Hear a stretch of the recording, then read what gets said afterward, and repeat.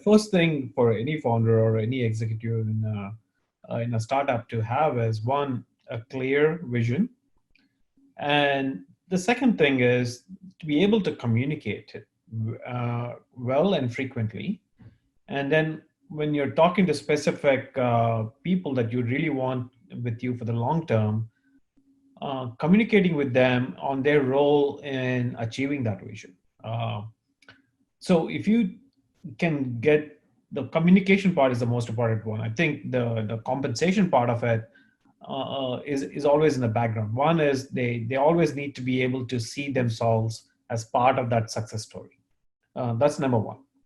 And number two is that typically what I found with a lot of the execs and senior management at startups is the situations and the circumstances seem to override them. They tend to lose focus on the people, and they tend to get drawn into a lot of non-essential topics and non-essential that drain their time and they drain their energy.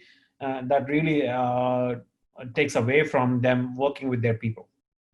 So, as an executive, one of the things I've always advocated and I practice myself is keep your calendar half the time open half the time, right? If it's a 40-hour, 60-hour week, keep half of it open. Make it a habit to walk around the office morning, afternoon, dinner. Make it a habit to have lunch or dinner or coffee with folks in the company. Don't being available is one of the bigger reasons why whether you're available or not determines the person's perception of you. If you're available and they're able to get some of their nitpicky things taken care of immediately, they tend to stay there for longer term and endure with you. If you're not unavailable, that leads to a lot of motivation issues.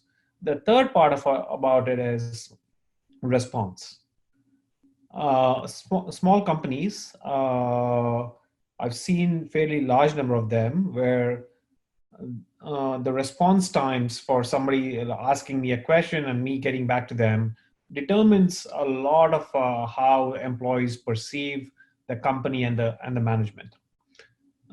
Even if it's just getting back to them and say, I'm looking at it, I don't have an answer for you now. Give me 3 days, 4 days, 5 days, whatever it is to get back to you, instead of not responding, whether it be a chat or email or whatever it is, that is critical. That's how employees stay engaged, right? They know that you taken notice of their concerns, their inputs, their feedback, and you are whether you use it or not is a different matter. But as long as they understand that their voice is heard and you are responding to them, that's a critical element as well. So it's a threefold. Let's say 3 different ways of engaging the employees to keep them motivated.